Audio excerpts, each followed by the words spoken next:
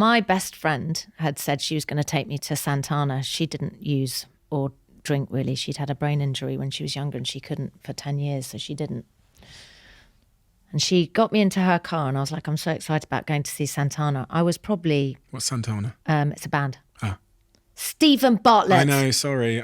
Go and do some revision. Okay, I'm so Santana. We'll can I just say something? You're going to really like them. Santana, I'm going to like them. Really? Okay. So good. And I got in the car and she shut the doors and she said, I'm actually not going to take you to Santana. I need to tell you some things. I was like, yeah.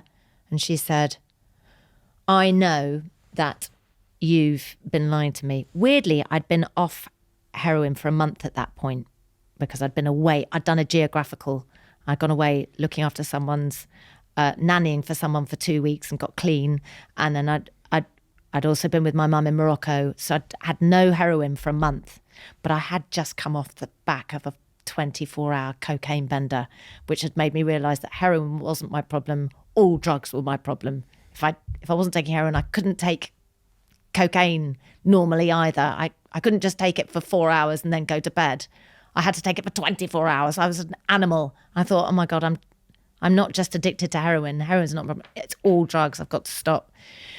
She gets me in the car and she goes, I know you've been lying to me. We all know you've been lying to us, all your friends. And you are the topic of conversation at every dinner party I go to. And this shame starts piling on. And I started feeling a bit, well, fuck you to her. And this is virtually my only friend I've got left. And I do say, well, fuck you. Like, fuck you. I didn't really know what to say because I couldn't really argue with what she was saying.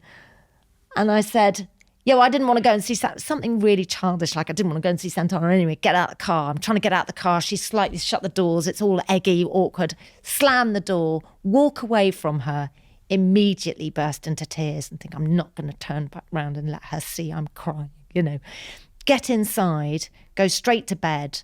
My parents, I was sleeping on a camp bed in my dad's sort of wardrobe. I'd move out of my boyfriend's home. His fault that I was using, I'd got worse. I'd left my job. I thought that was the thing that was making me use. I'd got worse. I had a car, but no money to put petrol in the car. I had nothing. I was on this camp bed and I would sort of walk into my room, which wasn't really a room, it was a cupboard, sit on the bed, go to sleep. And then an hour later I wake up and I think, I'm going to phone someone for help. I'm fucked. I can't do this anymore. I phoned this woman who I knew was clean. And it was as if she'd been expecting my call. She goes, oh, hi, Davina. And I was like, I was just wondering if you're going to a meeting tomorrow. She's like, yeah, I'm going at 6:00, World's End. Come and meet me there. I was like, oh, yeah, I'm just interested to see what, what it's like. She says, yeah, great. Come along if you want. She didn't ask me what's going on. She didn't ask, which was exactly right. And the next morning I woke up and I felt so full of shame. And I thought, I'll go and see Sarah. So I went to see Sarah at work at lunchtime. I sobbed. I said, I'm not expecting you to believe me.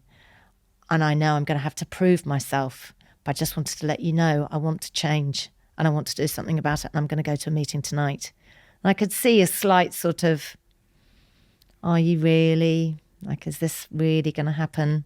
I just thought, I don't know how much more I can tell you, but I really, really mean it. So I went to a meeting that night, just spent the next 2 weeks going to meetings every day. Well, and for 90 days after, just sobbing in every meeting of surrender. I don't care what I have to do. I will literally do anything to stop feeling like this. And NA taught me how to live and how to change and how to heal myself. I owe NA my life, literally. But it also gave me my career. And weirdly, having tried to get a job at MTV while I was using all those years, the time they say, come in for an interview, we're going to finally screen test you after 3 years of trying, I was 6 months clean. And I didn't mess it up. I turned up on time. In fact, I turned up a bit early. That was new for me. I turned up clean and smelling like flowers and with a smile on my face and colour in my cheeks. That was new for me.